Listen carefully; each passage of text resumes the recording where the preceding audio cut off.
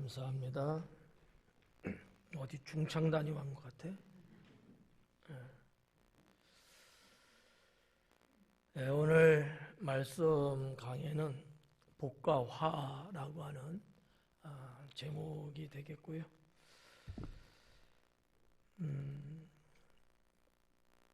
1절서부터 쭉 보면서 왔지만 특히 지난주에 전했던 예수님의 12제자를 사도로 택하시는 이 내용에 이어지는 말씀이라고 보시면 될 것 같습니다. 20절 말씀에 보니까 예수님께서 눈을 들어 제자들을 보시고 이르시되 그래요. 예수님께서 눈을 들어서 제자들을 보셨다라는 거죠.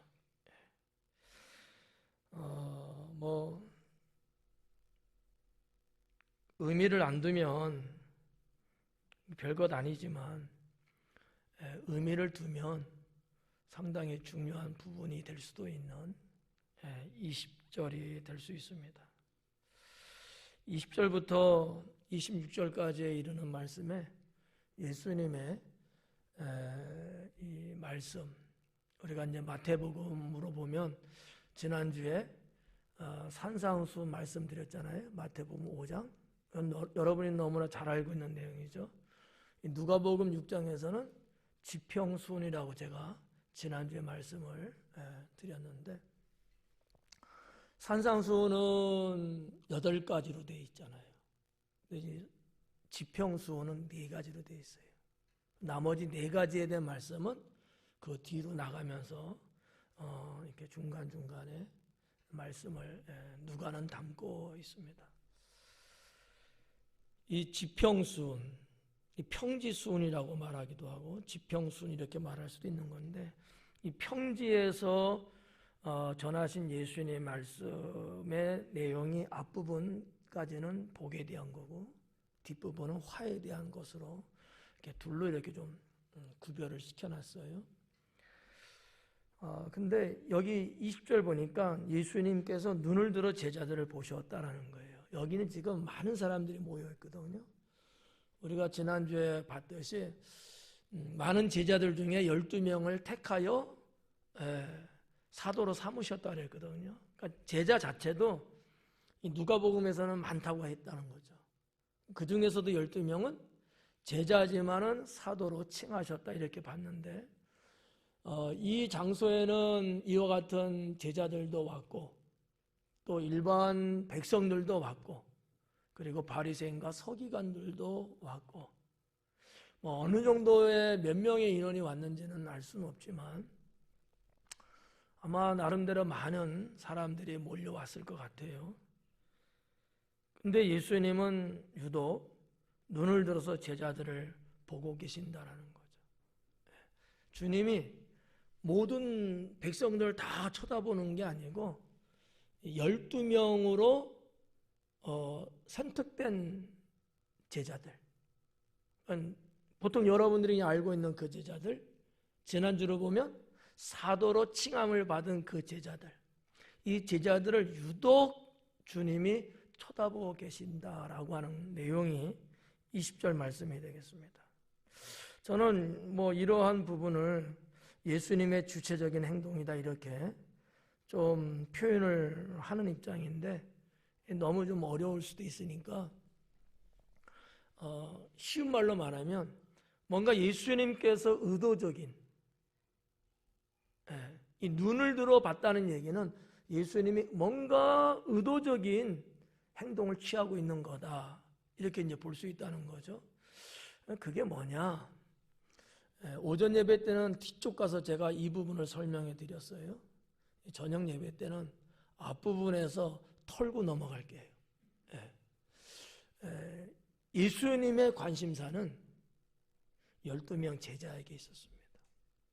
그러니까 지금 백성들이 천국의 진리를 들으러 온 사람도 있고 병들어서 고침받으려고 온 사람도 있고, 그 중에는 또 귀신 들린 사람들도 분명히 있고, 또 예수님을 책잡으려고 온 바리새인과 서기관도 있고, 이 다양한 사람들이 와 있단 말이죠. 근데 예수님은 유독 12명의 제자들을 쳐다보시면서 그들에게 말씀을 하십니다. 뭐를 말씀하느냐? 너에겐 복이 있다라는 거죠. 예. 근데 이 부분이 얼마나 중요한가라는 부분을 여러분은 듣게 될 겁니다. 마태복음 5장 산상수훈은 좀 학문적으로 문법적으로 말하면 3인칭을 쓰고 있습니다. 하여튼 뭐 그게 뭔지는 그렇죠? 이렇게 이야기하는 거예요. 그들은 복이 있다. 그들이라는 표현을 씁니다. 이 3인칭이에요. 근데 누가복음에서 누가는 2인칭을 쓰고 있습니다. 너희라고 이야기를 한다는 거죠. 그러니까 마태가 기록할 때의 관점은 거기 모여있는 모든 사람을 향한 것으로 이렇게 기록을 하고, 누가는 그 중에서 12명을 향하는 거로 기록을 하고 있다는 사실이죠. 여기에 또 틀린 부분이 뭐냐면, 마태복음에서는 가난한 자를 이야기하는데 심령이 가난한 자 이렇게 말씀을 하셔요. 마음이 가난한 자에 대해서. 그런데 누가는 그냥 가난한 자에 대해서 이야기합니다. 그러니까 우리가 심령이 가난하다면 좀 더 좀 피상적이고 상상적이고 뭐 더 좋게 말하면 뭐 영적이고 이렇게 말할 수 있잖아요. 누가는 그렇게 기록을 안 했다는 거죠. 현실적인 가난함을 이야기하고 있는 거예요. 이게 서로가 다르다. 그럼 다르면은 이거 뭐 좀 이상하다, 뭐 잘못된 거 아닌가 이렇게 볼 수는 있는데 그렇지는 않아요. 왜냐하면 마태복음은 유대인을 향해서 전해진 복음이고 누가는 헬라인을 향한 복음이었습니다. 그런 면에서 다르다는 거 그냥 쓱 한번 듣고 그냥 지나가도 상관없어요. 이런 부분들이 오늘 읽은 본문의 성격, 배경 이렇다라고 보시면 좋을 것 같고, 이 부분을 여러분들이 이해를 해야 마지막 26절까지 가는데 도움이 돼요. 이해할 수 있게 된다는 거죠. 자, 여기 지금 평지복음, 평지수훈 누구한테 한 거라고 그랬죠? 제자들한테 한 거예요. 근데 그 내용을 보니까 복이 있는 자에 대한 거예요. 그 부분을 이야기한 거예요. 그러면 누가 복이 있다는 거냐? 이 제자들이 복이 있다는 말씀이에요. 도대체 이 제자들은 어떤 자들이길래 예수님이 복이 있다고 하시느냐? 지금 예수님을 뭐 믿든지 따르든지 뭐든지 쫓아온 사람들도 있는데 불구하고 그들은 다 제껴놓고 왜 예수님은 유독 제자들에게만 복이 있다고 콕 찍어서 말씀을 하셨을까라는 부분이죠. 그들은 제자이기 때문에 그래요. 자신의 모든 것을 다 내려놓고 오직 주님만을 따르는 하나님만을 위해서 살겠노라고 결정된 사람이기 때문에 그들이 복이 있다라고 하는 것이죠. 근데 이 말씀이 좀 어떻게 보면 상대적으로 그렇지 않은 사람들이 볼 때는 좀 속상할 수도 있죠. 근데 여기서는 교훈이 있는 거예요. 너희들도 복 있는 사람이 되려면 이 제자들처럼 그래야 된다 라는 말씀이 있다는 거죠. 이걸 우리가 깨달아야 돼요. 처음부터 일침을 하고 제가 이제 강의를 들어가면 송구하지만 여러분들은 예수님이 말씀하신 12명의 제자 그들이 받는 그 복을 받을 수가 없어요. 받으려면 여러분도 가족을 다 내려놓고 직업을 다 내려놓고 가진 거 다 내려놓고 여러분의 소유라고 하는 그 삶 자체를 다 내려놔야 되거든요. 가능할까요? 왜 조용하지? 그게 안 되기 때문에 이 누가복음 6장에서 말씀하시는 예수님의 복 있는 자의 그 복은 해당 사항이 없을 수도 있다는 거죠. 제가 이해를 먼저 구했어요. 그런데 받기를 원한다면 이와 같은 삶을 사셔야 된다. 이와 같은 삶을 사셔야 된다. 제자 같은 삶은 여러분들은 죽었다 깨어도 못 살아요. 그건 불가능합니다. 왜? 주의 종으로 완전히 주님 앞에 나서지 않았기 때문이죠.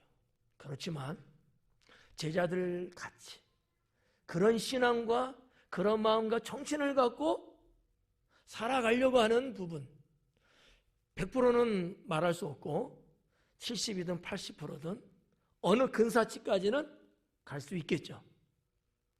아닌가 보네. 자신 없나 보네. 그럼 50%로 떨어뜨릴까요? 50%는 갈 수 있어요? 그것도 별로예요? 그럼 30%는 어때요?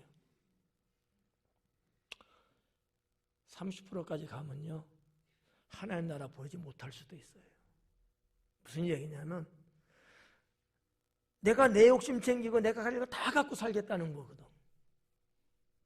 성경을 통해서 하나님 하신 말씀은 이와 같은 자는 하나님 나라에 합당하지 않다 그래요. 아주 중요한 부분이거든요. 제가 여러분에게 70% 80%를 슬쩍 얹어놓은 이유는 그렇게 가라는 것을 암시하는 거예요. 근데 이거를 내가 안 되겠는데 이러면 믿음 없는 사람이다. 여러분 믿음은요 담대함입니다. 믿음은 담대함이에요.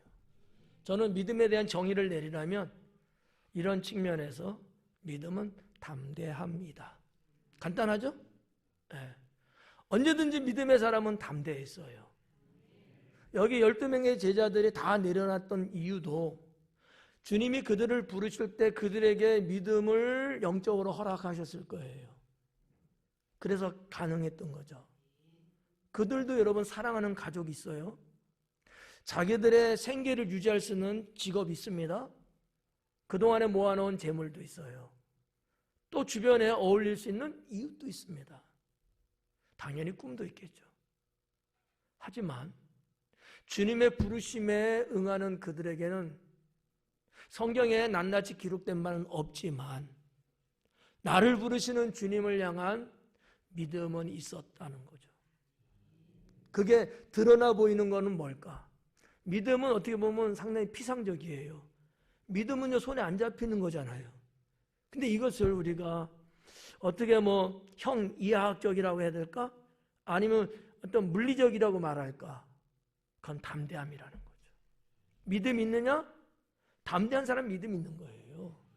믿음 없는 사람은 담대함이 없죠. 예. 아브라함도 창세기 12장의 말씀에 보면 하나님 말씀 듣고 그냥 순종하고 갈 바를 알지 못하지만 갔다 알잖아요. 뭐가 있었어요 그에게는? 아니요. 담대함이 있었던 거예요. 그 담대함이 어디서 왔을까요? 하나님께서 온 거예요. 하나님을 향한 담대함이 있는 거예요.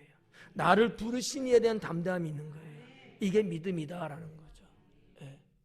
그러니까 저는 목사로서 여러분들이 이 12명의 제자처럼 100% 똑같지는 못하겠지만 그래도 70%든지 80%든지 거의 근사치 육박할 만큼 주님을 따르는 제자들은 되어야 되지 않겠느냐라는 겁니다. 여러분 하나님이 주시는 복 좋아요 싫어요?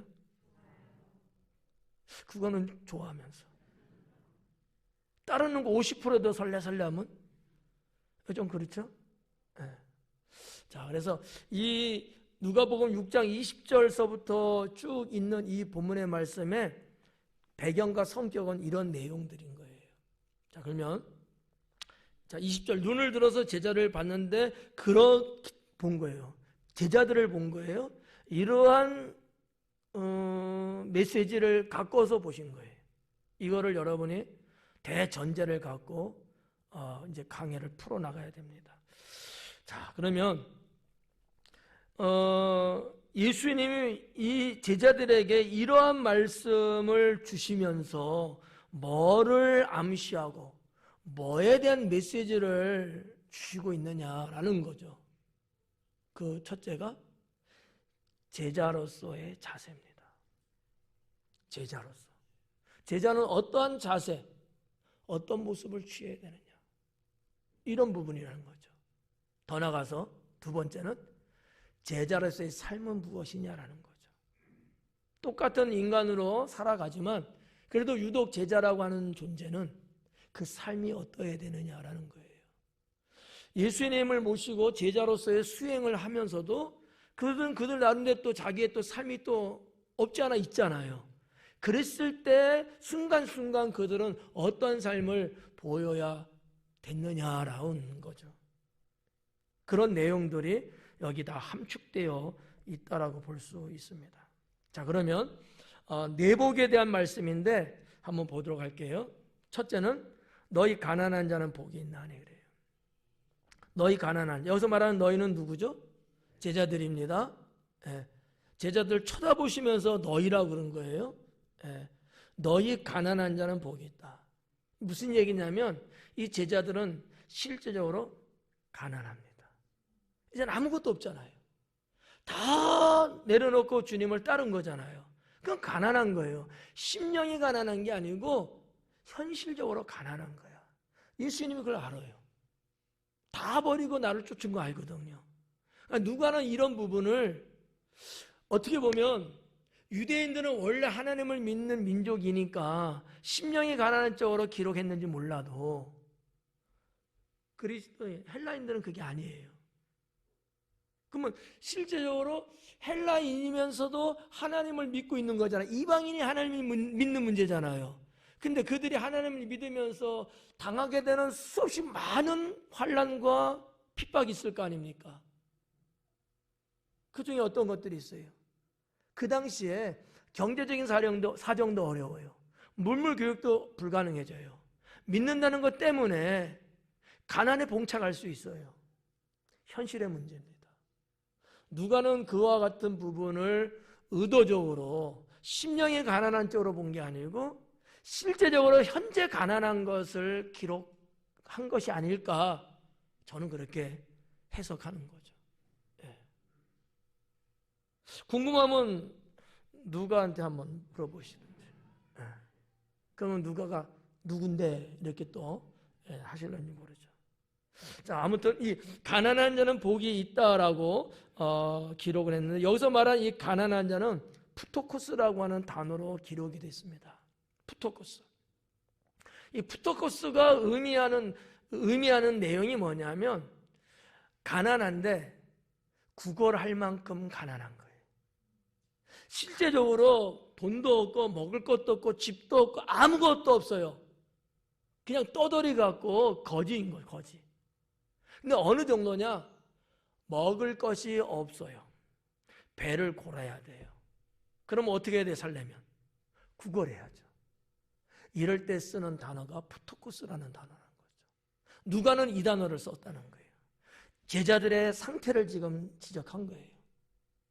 예수님을 따른다고 나선 이 제자들은 구걸해야지만이 그나마 연명할 수 있는 정도의 가난함을 갖고 있다라는 거죠.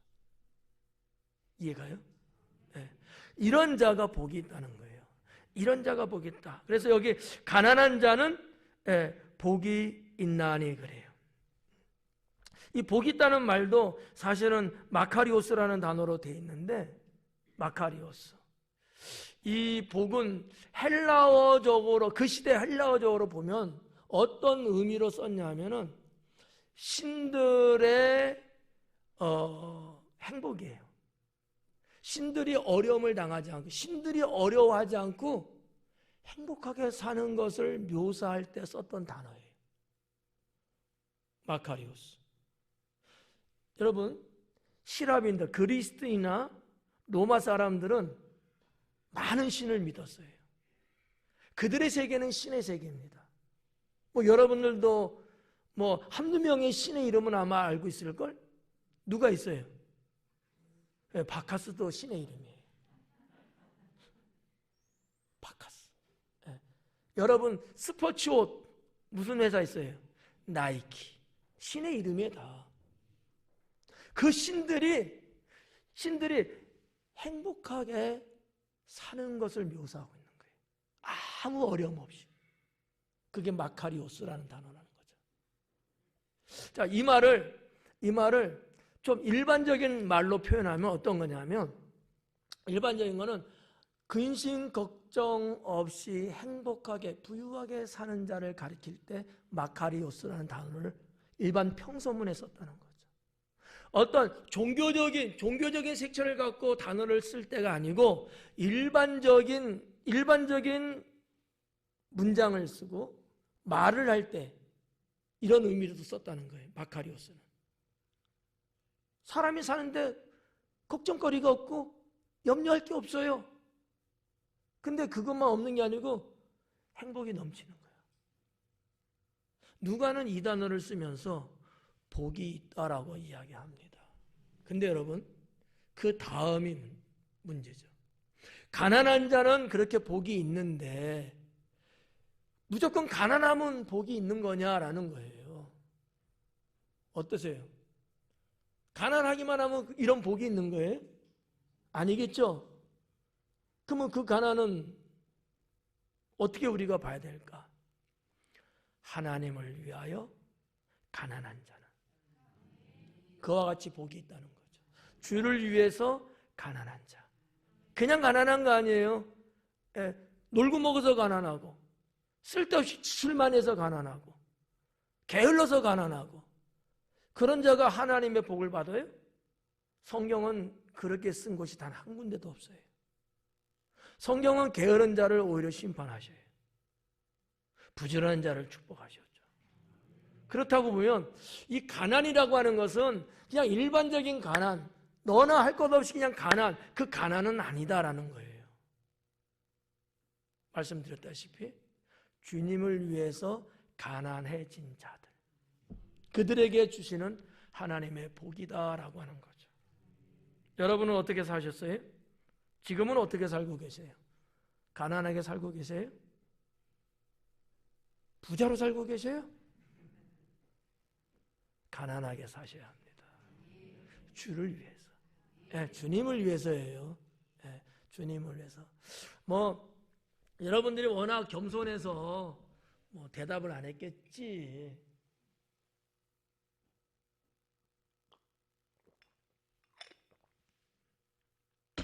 그냥 그렇게 그냥 퉁치고 넘어가면 좋을 것 같아요. 겸손하셔갖고 가난하고 물었는데도 대답을 안 하신 게 겸손해서 그런 것 같아요. 근데 사실 여러분들은 어느 선까지는 주를 위해서 가난하게 살고들 계셔요. 왜일까요? 하나님 나라를 위해서 헌금도 하고. 안 해요? 해요? 위로받으러 가는 거예요. 또 때로는 선한 일이라 해서 주의 이름으로 누군가를 돕기도 하고. 그렇죠? 그것도 어떻게 보면 제자라고 하는 것하고 100% 같지는 않지만 어느 정도는 여러분들도 주님을 믿으며 살려고 하는 그 신앙 속에 이 가난함이 동참하고 있다고 하는 사실이죠. 좀 세이브 됐어요? 근데 완벽하게 가난한 건 아니에요. 늘 이 주님을 위해서 가난하게 살겠다고 하는 신앙을 잊어서는 안 된다. 잊어서는 안 된다. 때로는 세상이, 때로는 사탄이 우리에게 그렇게 유혹합니다. 야, 아깝잖아. 야, 꼭 네가 해야 되니? 이렇게 속닥속닥 한단 말이에요. 네가 안 해도 누가 하잖아. 야, 너도 없는데. 그래서 하나님을 향한 우리의 신앙에 의한 이런 헌신을 사탄은 알고 가로채는 거죠. 차단하는 거죠. 여기 속으면 안 된다. 제가 분명히 말씀드릴게요. 우리는 주님을 위해서, 하나님 나라를 위해서 가난에 동참할 수 있어야 합니다. 나는 여러분들이 그러기를 소망합니다. 여기 20절 말씀에 그렇게 가난한 자는 복이 있는데 그 내용을 보니까 뒷부분에 이렇게 썼어요. 하나님의 나라가 너희 것이며. 그러면 제자들을 향한 이 복인데 이 제자들은 이 땅을 살면서 받는 복일까 아닐까 이런 부분들이 신학적인 숙제일 수는 있어요. 넓은 의미에서 보면 하나님 나라가 너희 것이다라는 거예요. 여러분은 아닌가 봐요? 하나님 나라는 누구 걸까요? 왜? 에? 영수증 있어요? 그러니까 여러분들은 그냥 그런 마음은 있는데 뭔지를 잘 모르는가 봐. 성경에 의하면 자, 예수님 믿고 구원받은 자가 여러분 됐잖아요. 자, 여러분이 주님의 자녀가 된가 동시에 여러분의 심령에 뭐가 임하죠? 아니지. 하나님의 나라가 임하지. 제가 수없이 가르쳤는데 하나님의 나라가 여러분의 심령에 임했다는 사실을 모르든지 잊으면 안 돼요. 여기 12명의 마대테스 이들이 예수님을 제자로서 따른다고 했을 때 주의 나라는 그들에게 임한 거예요. 똑같아요, 원리가. 하나님의 나라가 여러분 안에 임한 거야. 여러분의 심령은 하나님의 나라인 거예요. 믿습니까? 제가 우리 교회, 하나님의 교회, 성전은 뭐라고 말씀드렸어요? 하나님 나라. 주의 교회는 하나님 나라예요. 그러면서 뭘 설명해 드렸어요? 자, 천국이라고 하는 하나님 나라가 있어요. 그렇죠? 그리고 세상이 있잖아요. 교회는 어떤 것이라 그랬어요? 이 하나님 나라가 세상에 들어와서 겹쳐 있는 부분이 있죠. 어저께 개기월식 했죠? 보셨어요? 어떻게? 내가 하나 사진 드릴게.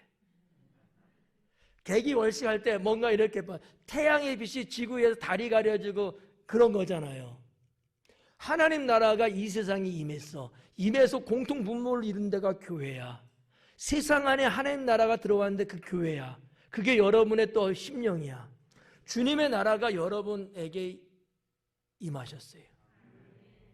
누가가 말씀하는 걸 여러분 잘 알아야 돼. 하나님 나라가 너희 것이다. 자, 주님의 나라가 내 거라고 안 할게. 여러분 건데 이게 뭐하고 비교할 수 있어요? 주님의 나라가 여러분 거래. 내 거가 됐대. 뭐하고 비교할 수 있겠어요? 비교 대상이 없어요. 여러분, 아브라함의 신앙을 보면 말이죠. 아브라함은 하나님이 어떠한 분이냐? 나의 상급이라는 거예요. 시편에서도 말씀하고 있습니다만, 자, 하나님이 나의 상급인 게 좋겠어요? 아니면 하나님께서 주시는 상급을 받는 게 좋겠어요? 에이,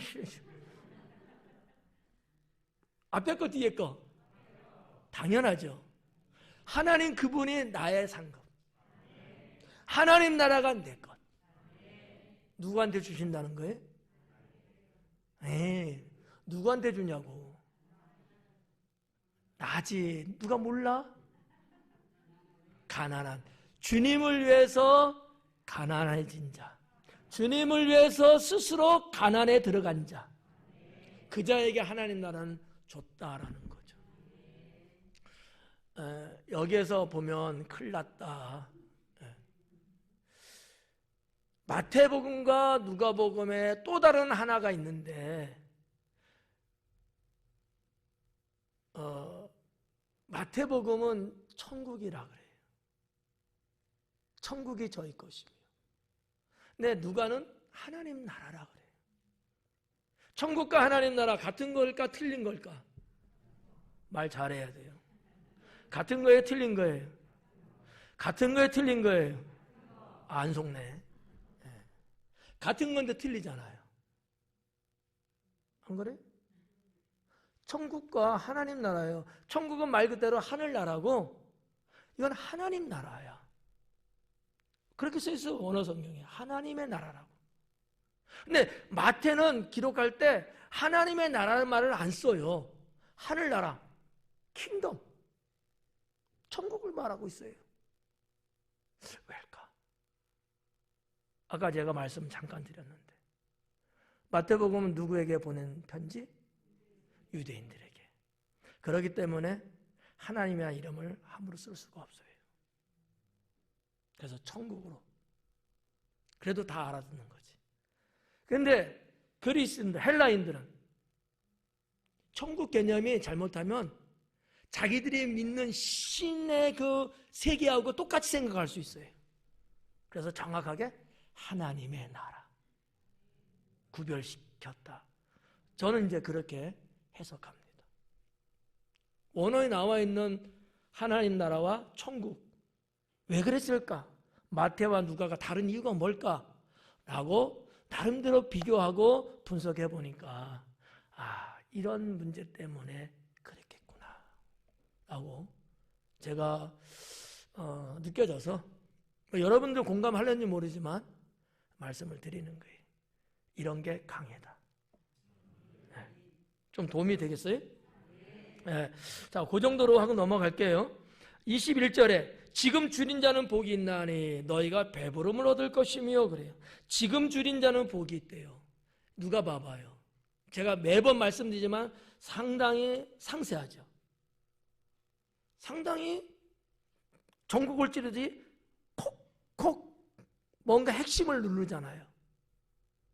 그게 뭐냐고요? 박 권사님? 지금이야. 지금. 그냥 말해야 되는데 지금. 시간을 알리는 단어를 사용하고 있어요. 자, 봐봐요. 주님의 제자들은 가난해요. 배고파요. 굶주리고 있어요. 언제? 지금이에요. 이게 상당히 비참한 거야. 이거 아무나 할 수 없는 거야. 뭐 이럴 수는 있지. 내가 1년 후에 줄일게요. 내가 1년 후에 내가 주님을 위해서 내가 금식할게요. 이거는 누구나 동참할 수 있어. 근데 가난해도 지금이고 배가 고픈 것도 지금이야. 인생의 삶 속에 이것처럼 처참하고 비참한 게 없거든요. 근데 누가는 이 부분을 콕 찍어서 언제냐? 시간의 단어를 쓰는데 지금이라는 거예요. 지금. 지금 줄인 자가 복이 있다. 여러분은 언제 줄여요? 주님을 위해서 언제 굶을 거예요? 다음 달 아니에요? 언제 해야 된다? 지금이다. 그래서 믿음은 언제다? 지금이다. 주님을 향한 여러분의 믿음은 먼 훗날이 아니고 바로 지금이라는 사실이에요. 이 부분을 우리가 진주 보석처럼 여러분 가질 수 있어야 합니다. 어떤 분들은요, 나중에 할게요. 더 잘할게요. 따따블로 할게요. 막 그래. 그날이 올까요? 안 올 수도 있어요. 설사 그날이 와도 지금의 내 마음과 그때 내 마음은 또 바뀔 수 있어요. 믿음은 언제나 현재입니다. 지금이에요. 지금. 그래서 그런 말들을 해요. 지금 못하는 자는 훗날도 못한다. 이러한 명언들이 있어요. 지금 하는 자가 세계를 정복한다. 이런 말들 말이에요. 격언들이죠. 다 격언들. 그러니까 지금이라고 하는 것을 강조하는 격언들이에요. 저는 신앙도 마찬가지 아니겠느냐. 내가 지금 주님 앞에 못하면서 언제 한다고.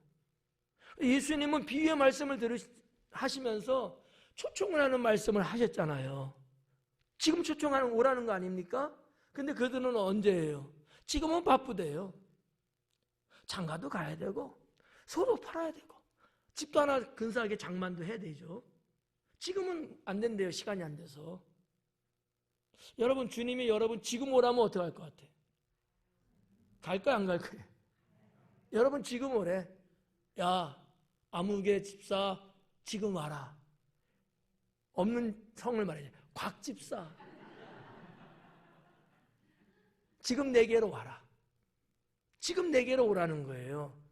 근데 우리는 이 삶에 여러 가지 스케줄이 있고 뭐 등등이 있잖아요. 그럼 어떻게 해야 돼? 하나님, 노 땡큐. 하나님, 알겠는데요. 지금은 바빠요. 제가 다 끝나고 저녁에 가면 안 될까요? 우리는 때또 이런 경우가 있어요. 그건 믿음이 아니다.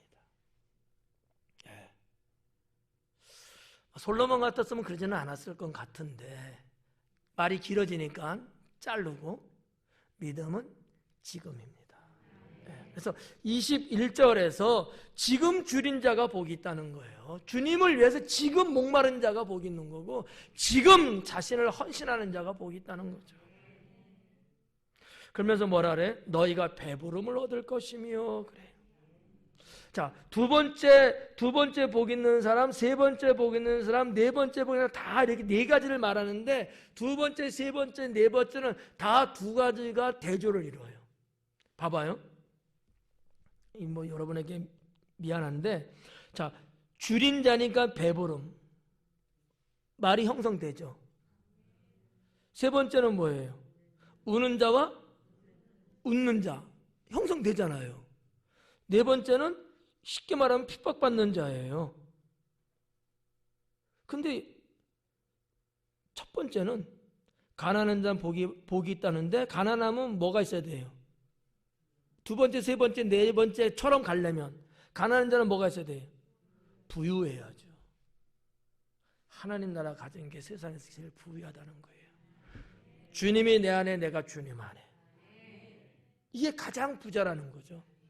다른 어떤 것을 여러분 가지려고 정신없이 세상 살려고 하지 말고, 주님 나라를 갖는 거, 주님이 내 안에 계시는 이 한 가지만으로도 나는 부자가 됐다라고 스스로 여러분이 믿으시고 세상을 부유하게 사셔야 돼요. 네.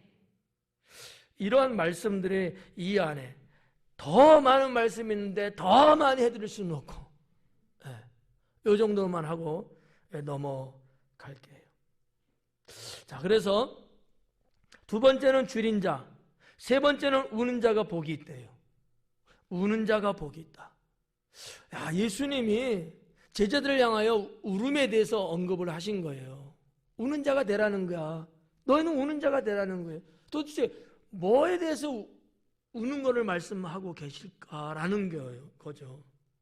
어떤 게 있을까요? 안 물고 넘어갈게요. 네.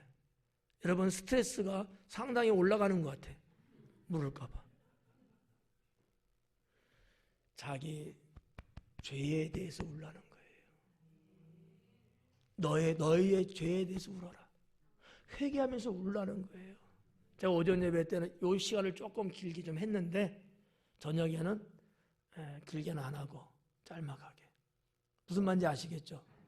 우리가 하나님 앞에 지은 죄를 가지고 회개할 때 기도하잖아요. 그럴 때 어떻게 하라는 거예요? 울라는 거예요. 우는 회개가 돼야 된다. 근데 미안하지만 99% 안 울죠. 회개 기도는 하시죠? 울 때가 많아요, 적어요? 안 울잖아. 울어야 돼요.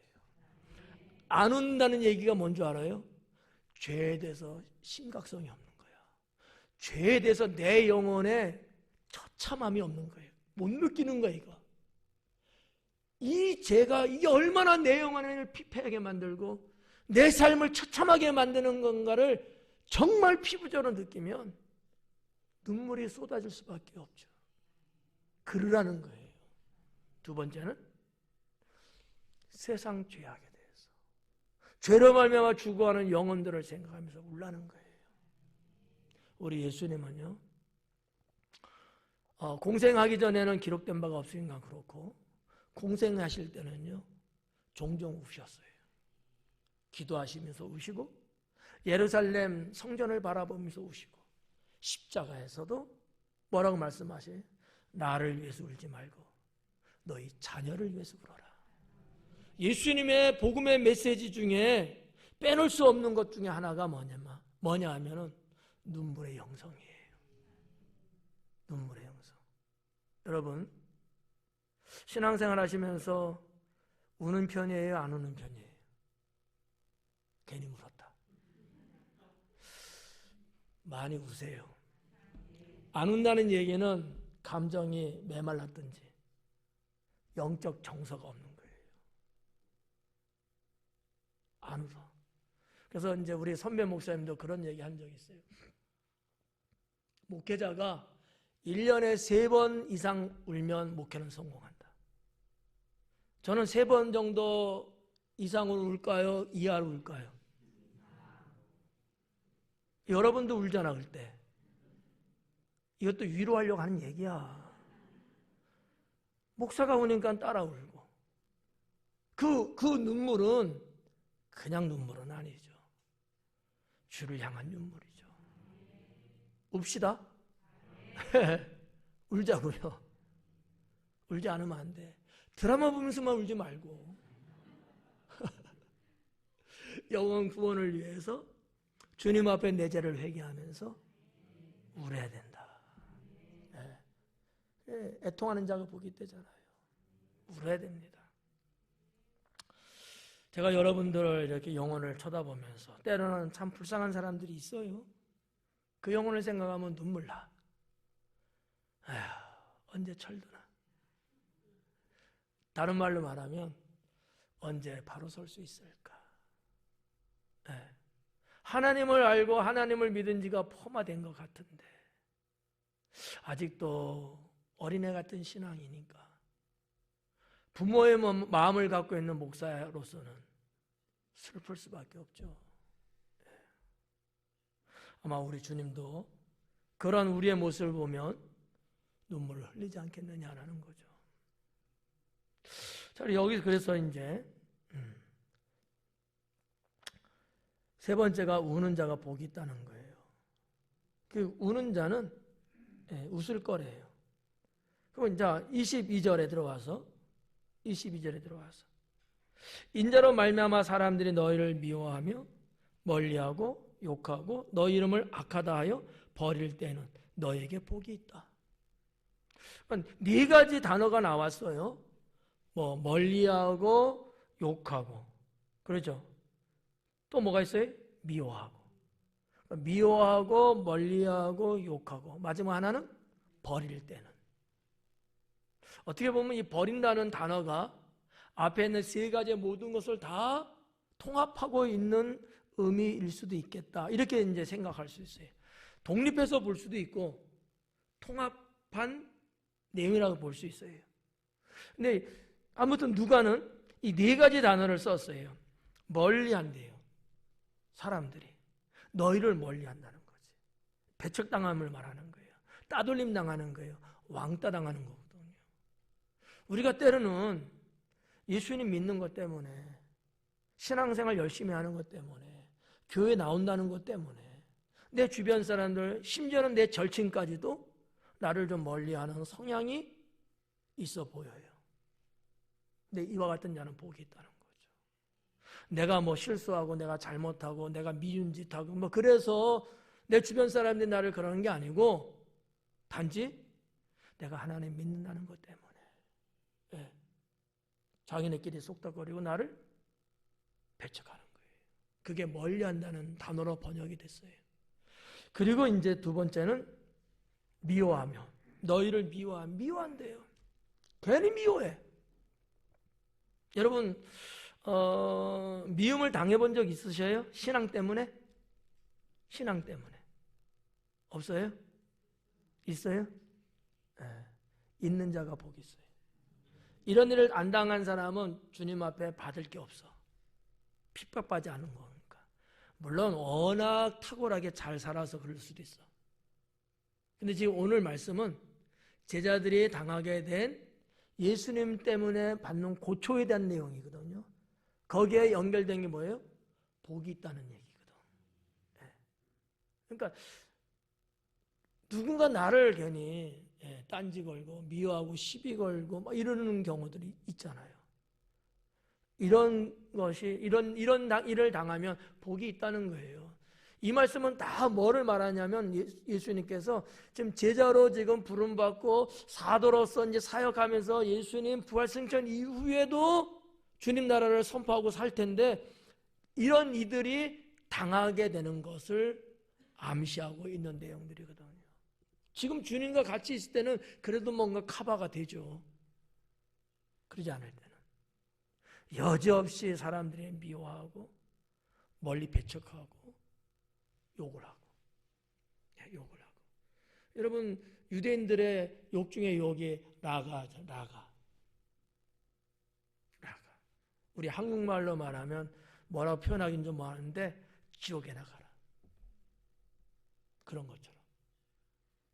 유대인들에게서 여러분 그것처럼 큰 죄가 여기 어디 있어요? 유대인들은 당연히 하나님 나라 간다고 다 믿는 거 아닙니까? 근데 어디 가라고요? 지옥에 나가래요. 우리 한국 사람들 이 말 쓰는 사람 있어, 욕하면서. 지옥에 나가라 이놈아. 이런 사람이 있더라고. 여러분 안 들어보셨죠? 다행이다.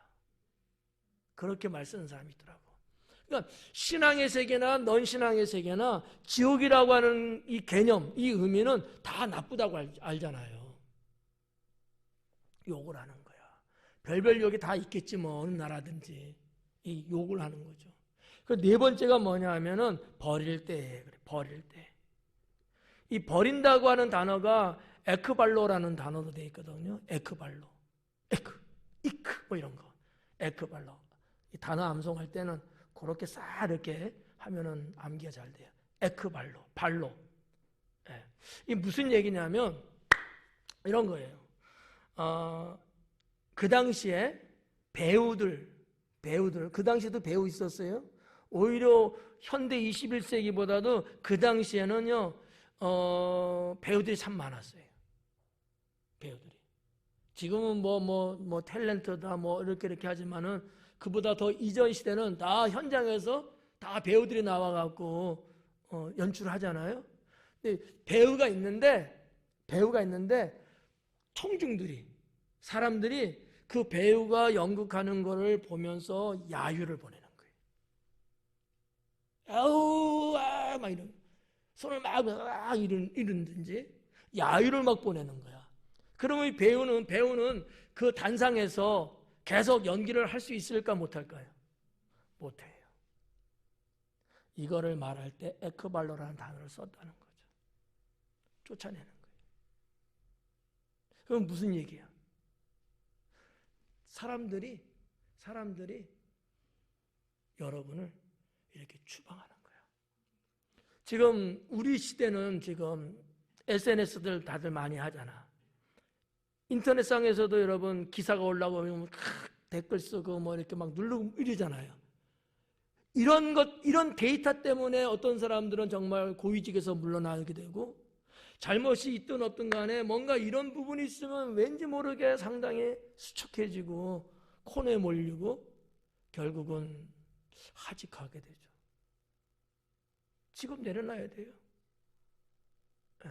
이게 뭐 법적으로 무슨 뭐 안 걸려도 군중들이 그렇게 야유를 보내는 거야. 야유를. 도저히 살 수가 없는 거죠. 그런 경우를 에크발로라는 단어로 썼다라는 얘기죠. 너희가 이렇게 당한다면 너희는 복 있는 자다. 네. 여러분 굳이 그냥 아둥바둥하면서 그들하고 붙어 살려고 그냥 안 떨어지려고 그냥 그럴 필요 없어요. 그냥 오히려 할렐루야 나는 복 있는 사람 됐네. 네. 누가 여러분을 괜히 모함하듯이 찝쩍거리고 이러쿵저러쿵 말하고 뒤에서 어쩌고저쩌고 그런 일을 혹시 여러분 당하면 잘못돼서가 아니고 내가 복 있는 사람이 됐구나. 여러분 베드로 사도를 통해서 성경이 뭐라고 말해요? 너에게 오는 불시험 이상하게 여기지 마라. 하나님을 잘 믿는 사람, 여호와를 경외하는 자에게는 이와 같은 일이 오는 거예요. 그게 나를 입증한 거야. 이런 게 없으면 내가 하나님을 경외하는 걸 어떻게 뭘로 입증할 거예요? 그러니까 여러분 나를 좀 핍박 좀 해줘요. 그거 하나만 갖고 입증이 돼. 그거 하나만 갖고도. 내가 옛날에 좀 하여튼 뭐 군에 있을 때 다녀오신 분들 알지만은 우리 때는 주일날 아침에 라면이 나와요. 라면에 뭐가 따라와요? 계란 하나가 나와. 식기도 하고 나면 계란이 없어져. 근데 누가 내 계란 가져갔어? 막 이러면 얼마나 재밌겠어요. 가져간 사람이. 가져간 거고. 나는 그냥 라면 먹고 주일날이니까 예배 준비하러 올라가고. 어떨 때는 못 먹을 때도 있지만 그러면 재미가 하나도 없어. 놀려 먹어야 되는데 다음부터는 안 가져가. 예를 들면 그런 거예요. 그런 어떠한 것에 그냥 너무나 여러분 발끈하고 감정을 막 대립시켜 갖고 마치 그렇게 안 하면 내가 죽을 것 같은, 내가 마치 무시당해서 그럴 것처럼 하지 말고, 내가 하나님 앞에 나의 믿음을 보이는구나, 이렇게 생각하면요 편하죠. 속상하지 않죠. 오히려 나에게 그런 자들이 불쌍하게 보이는 거예요. 그래서 주님도 늘 그렇게 말씀하신 거거든요.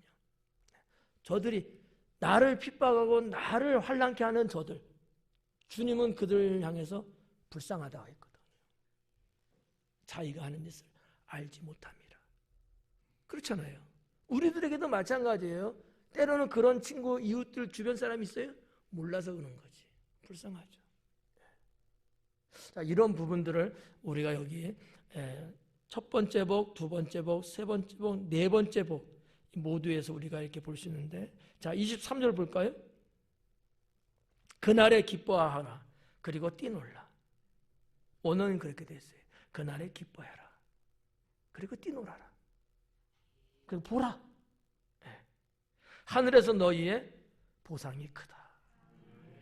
우리 성경은 조금 다르게 좀 됐는데, 자 그냥 설명 안 하고 넘어갈게요.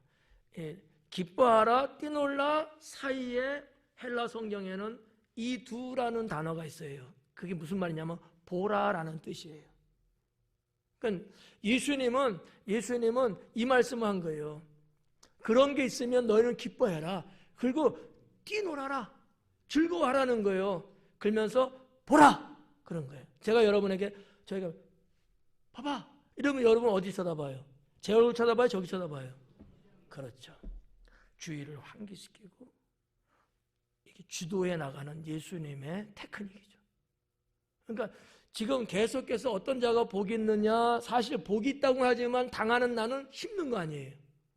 그렇지만 너희들은 기뻐하고 그런 것 때문에 즐거워해야 된다. 봐라. 봐라. 사실 여기가 그 다음이 중요한 거죠. 봐라. 봐서 뭘 어쩌라고. 보니까 하늘에서 너희의 상이 큽니다. 네. 하늘에서 너희의 상이 크대요. 여기 이제 상이라고 번역됐습니다만 이 미스도스라는 단어거든요. 미스도스. 이거는 그냥 상이라는 개념보다 보상이라는 개념이 큽니다. 보상은 뭐예요? 갚아주는 거잖아요. 나의 행위에 대해서, 내 수고에 대해서 대우해 주는 거잖아요. 그게 보상이에요. 미스도스의 의미가 중요합니다. 우리가 예수님 믿으면서 예수님 때문에 이렇게 앞에서 열거했던 이런 일을 당했을 때에 주님을 위해서 우리가 이렇게 주님 따라가며 살아갈 때에 하나님께서는 보상해 주신다는 거예요. 어떤 의미에서 왜 제가 중요하다고 보냐면 보상이라는 개념이 갖고 있는 성격이 뭐냐면 이거는 의무가 있는 거예요. 보상은요. 대가를 지불해 줘야 되는 거거든요. 빚졌다는 얘기예요. 여러분 성경에서도 읽고 제가 간혹 말씀드리잖아. 가난한 자에게 꾸어져라. 그것은 하나님께 꾸여주는 것이니 하나님이 갚으신다잖아요. 그게 보상의 원리예요. 우리가 신앙생활하면서 이런저런 일 당하고 나의 어떤 자주권이라든지 나의 자존심이라든지 내가 얼마든지 그냥 할 수 있는데도 불구하고 내가 참고 견디고 내가 그런 것에 대한 하나님의 보상이 크다라고 하는 거죠. 좋잖아요? 보상을 받으실래요? 아니면 대놓고 쌈박질하고 사실래요? 예수님은 이 제자 마데테스를 향하여 이런 말씀을 쭉 하시는 거죠.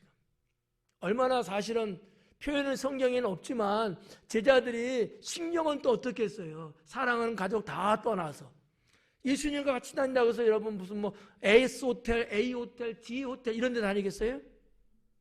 산에서 자고 이슬 맞기도 하고 마구간 데서 자고 별별 군데 다닐 거 아니에요. 얼마나 여러분 인생이 초라하게 느껴지냐고. 야, 내가 전에는 이러지 않았는데. 그럴 수도 있잖아요. 네. 이러한 제자들에게 주님이 주시는 위로와 축복이라는 거죠. 네. 그러면서 뭐라 그랬냐? 자, 여기서 그들의 조상들이 선지자들에게 이와 같이 하였느니라. 저는 개인적으로 23절을 가운데 뚝 잘라서 좀 구별했으면 참 좋지 않았을까. 그냥 쭉 읽어나가면은 헷갈릴 수 있어요. 그날에 기뻐하고 뛰놀라 하늘에서 너희 상이 크며, 여기까지 제자들 해당되는 내용이에요. 그 다음에 그들의 조상들이, 이스라엘 조상을 말해요. 유대인들. 그들의 조상들이 선지자들에게 이와 같이 했다. 뭘 했다는 거야?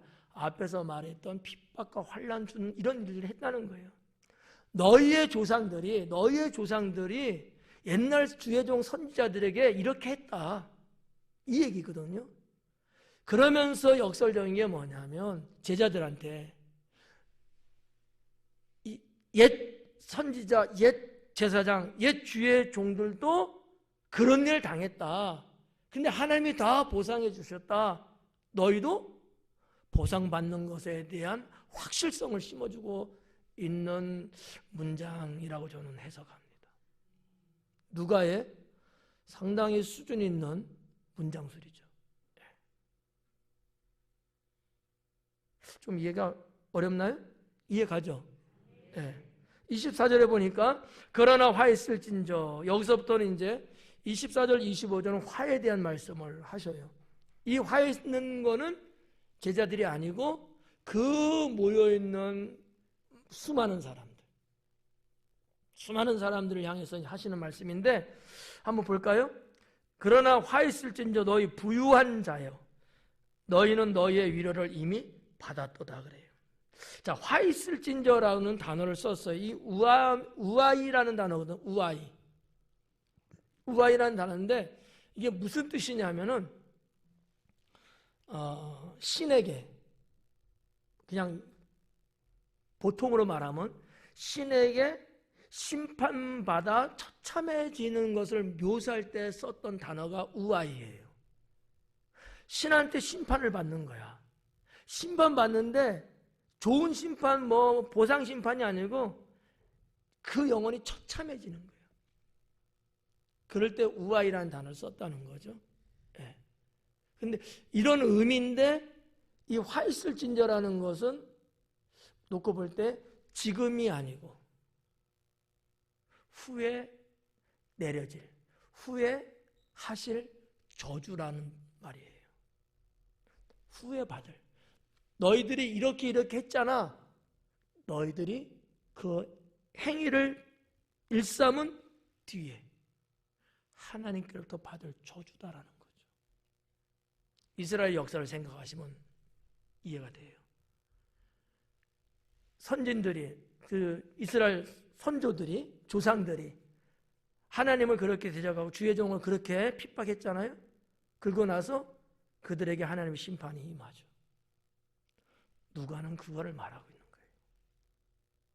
평행선이에요. 여러분 아시죠? 평행이론이라는 단어? 네.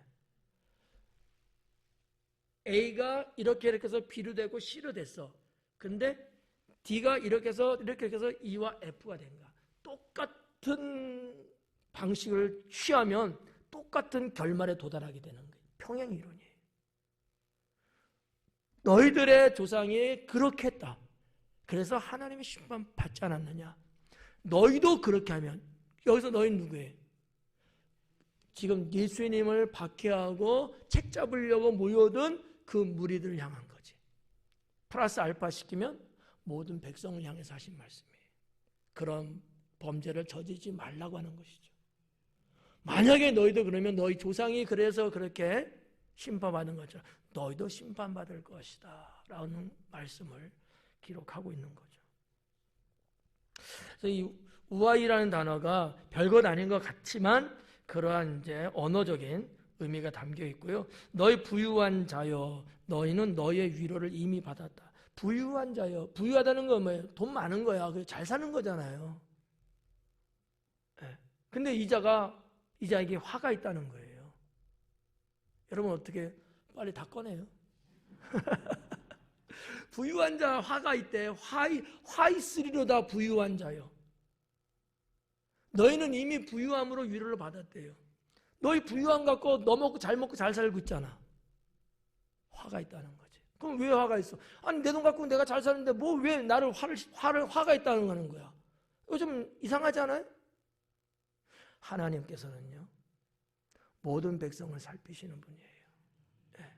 그래서 여러분 그런 말 있잖아요. 노블레스 오블리주 아시죠? 네. 이게 귀족들의 사회적 책임이거든요. 좀 로마식으로 말하면 로마 시대도 이게 있었어요. 이 프랑스 언어인데 로마 시대도 있었는데 무슨 얘기냐면 귀족이라면 귀족답게 생활하라는 거예요. 그 귀족답게 살라는 건 뭐냐? 도덕적인 책임을 다 하라는 거예요. 그때도 군인으로 나가잖아요. 귀족의 자식이라 해서 안 나가고 그러면 안 된다는 거야. 귀족답게, 귀족은 높은 신분이니까 그게 걸맞게 그런데도 더 본이 되게끔 나가야 된다. 이런 의미들이거든요. 이게 노블레스 오블리주예요. 프랑스 14세기 때 이게 말이 이제 시작된 거로 저는 알고 있는데 이게 필요한 거예요. 당시의 유대인들은 모든 사람이 그런 건 아니겠지만 예수님의 전체적인 놓고 책망했을 때는 이 부분이 안 된 거거든요. 자기의 부유함 갖고 자기만을 위해 살았단 말이에요. 하나님 나라를 위해 산 것도 아니고 가난하고 불쌍하고 없는 이들을 위해 산 것도 아니고 그러니까 화가 있다는 거예요. 오늘날도 마찬가지입니다. 다시 돌아가서 예수님의 제자들이 가난하고 굶주리고 가진 게 하나도 없어요. 그들에게 복이 있다고 언급하셨어요. 우리도 내가 가지고 있는 거 주님이 주신 축복들이 있잖아요. 나를 위해서만 살면 안 돼요. 주님을 위해서 어렵고 힘들고 가난하고 병든 자들을 위해서 담은 얼마 조금씩이라도 사회적 책임을 가져야 돼요. 네. 이 오빌리주 사상이 있어야 돼요. 노블레스는 귀족이야. 오블리주는 사회적 책임이에요. 도덕적 책임이거든요. 그런 의식들을 우리 그리스도인들은 가져야 돼요. 나 몰라 하면 안 된다는 거지. 담은 1,000원이든 2,000원. 저도 3,000원 하는 계좌도 있어요. 한 구자에 3,000원짜리. 사랑밭이라는 게 있거든요. 그건 한 구자에 3,000원이에요. 네, 그런 것도 있어요. 부담 전혀 안 돼요. 네. 어떤 건 10,000원 할 수도 있고. 뭐 꼭 그런 것뿐만 아니고 그런 어떤 조직 말고도 그냥 뭐 수시로 우리가 주님의 이름으로 서로 이렇게 좀 통감하고 그렇게 살면 좋죠. 그래야 하나님의 화가 없다는 거예요. 그리고 이제 그 뒤에 보면 뭐가 있어요? 25절에 화 있을지 너희 지금 배부른 자여 너희는 줄이리로다. 자기 배만 채웠거든. 지금 유대 백성들 보면 정말 가난하고 헐벗는 사람 많거든요. 못 먹는 사람 많아요. 그 당시에. 그렇잖아요. 로마로부터 속박당해서 살고 있잖아요. 뭐 제대로 뭔가 되겠어요? 세금 착취해 나가죠. 껄핏하면 뺏어가죠. 그냥 등쳐먹는 사람이 많어. 너무 가난한 거예요. 그냥 쫄쫄 굶고 배고파하는 거예요. 그런 자를 보고서 너는 돕지 않았다는 거예요. 그러니까 너에게는 화가 있다는 거죠. 우리는 주님의 말씀을 마음에 새겨야 합니다. 아유 목사님 저도 어려워요. 알아. 어려운 와중에도 더 주님의 말씀대로 살면 더 귀한 것 아닐까요? 어려운 중에라도. 그렇다고 하나님이 그냥 옷 싹 벗긴대요? 아니잖아. 주의 이름으로 내 이웃을 내 몸처럼 사랑하는 말씀에 조금 실천하면서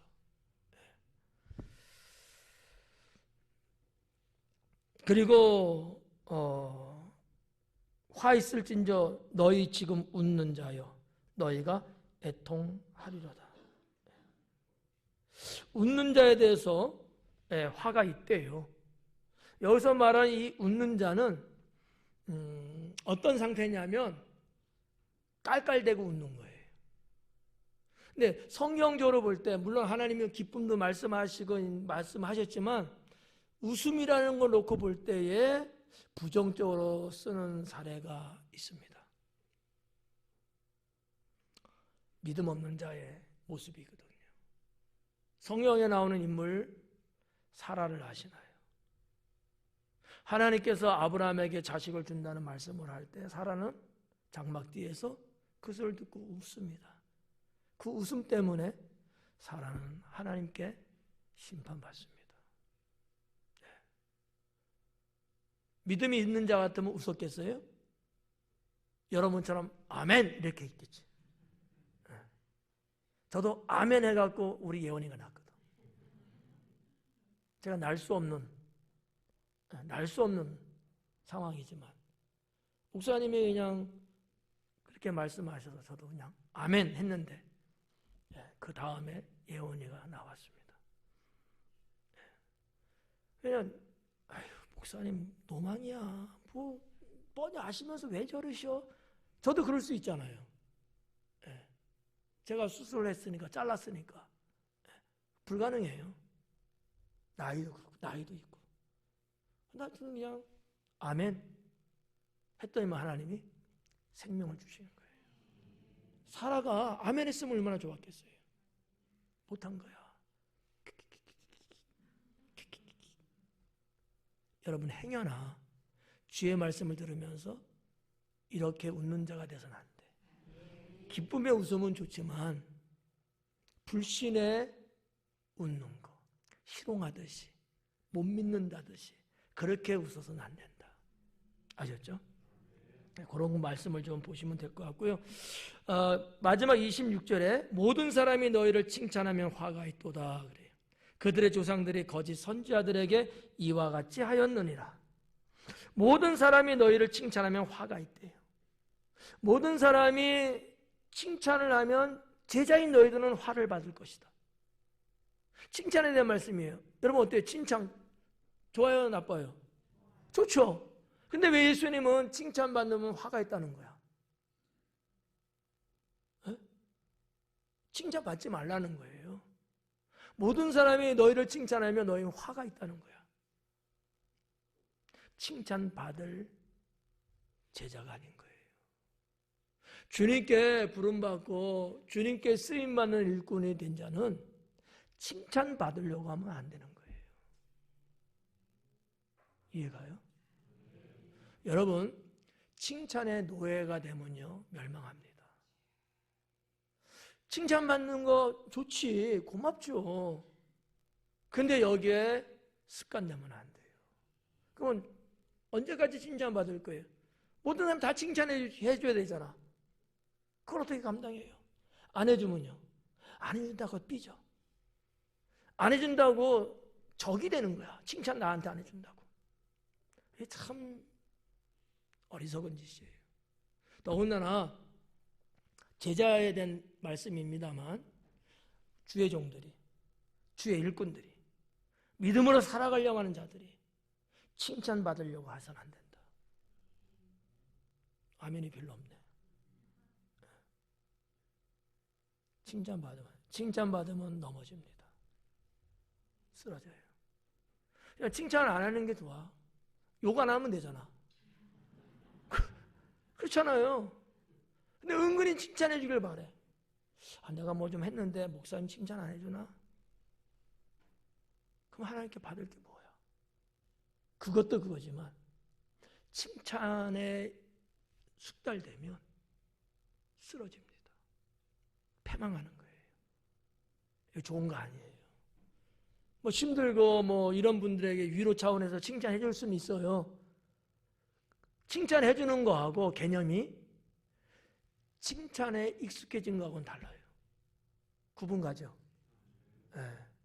여러분, 행여나 칭찬 받으려고 마음 쓰지 마세요. 그냥 주의 이름으로 그냥 한 것뿐이야. 그거로 끝나야 되는 거예요. 아셨죠? 약속이에요? 고마워요. 나는 정말 편해졌어 이제. 칭찬 안 해도 될 것 같아잖아. 우리의 신앙의 삶 안에 가끔씩 이런 일들이 있어요. 나도 그 얘기 옛날에 들었거든. 목사님 칭찬 안 해준다고. 했어 나. 하여튼 뭐가 뭔지 모르지만은 어디서 뭐 문제 생긴지 모르지만은 저 칭찬 잘하는 사람이거든 원래. 이 토크를 저는 좋아해요.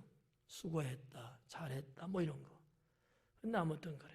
옛날에는 꽃꽂이 했는데 꽃꽂이 칭찬 안 해줬다고 와서 보지 않았다고 삐졌잖아. 나 보거든.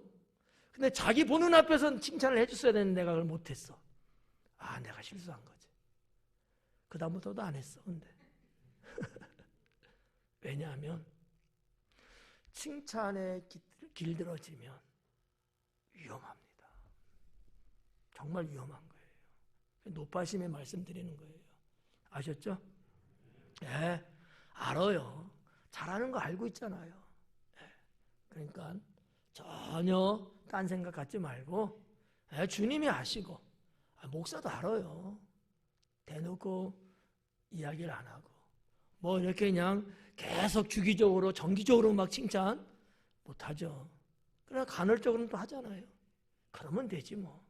그러니까 누가는 예수님의 이 말씀을 기록을 하면서 상당히 중요한 말씀을 한 거예요.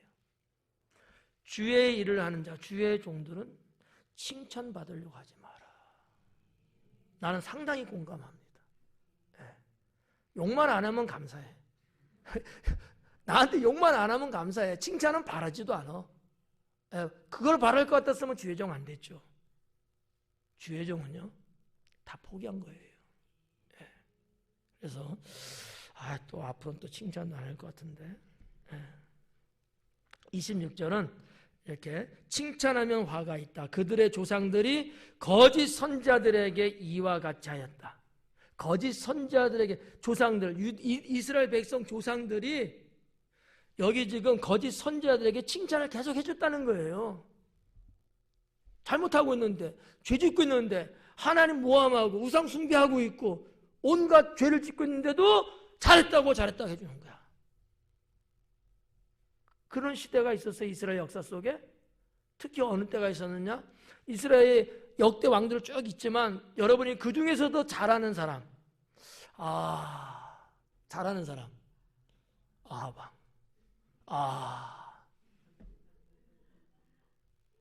안 잊어먹겠죠? 아방 때에 그의 왕후 이세벨, 많은 선지자와 주의 종들이 있었는데 그들에게 딱 달라붙어갖고 온갖 죄를 짓는데 가지에 사바사바 백성들은 다 그걸 따라다니고, 그래서 엘리야 선지자가 850대 1로 갈멜산에서 싸우잖아요. 누가 이겼어요? 엘리야 선지자가 이겼잖아요. 하나님이 척결하신 거예요. 이 말씀의 배경은 아니겠지만 그냥 이해를 돕는 차원에서 한번 그렇게 그 시대를 한번 생각해 볼 수 있다는 거지. 그렇다면 잘 들어요. 마지막이야. 우리들도 무턱대고 아무 이유 없이 못했는데도 잘못했는데도 죄졌는데도 잘못 가고 있는데도 아우 잘했다고, 아우 목사님 잘했어요, 아우 집사님 너무 잘했어요, 지금 죄 짓고 왔는데도 아우 잘했어요, 이런 사람은 없겠지만 그러나 엇비슷한 경우들은 있을 수 있습니다. 멸망을 초래하는 거예요. 그러면 안 된다는 거야. 그래서 누가는 칭찬과 이 사건을 둘을 딱 한 묶음으로 묶어놓은 거예요. 아셨죠? 네, 여기까지 하겠습니다.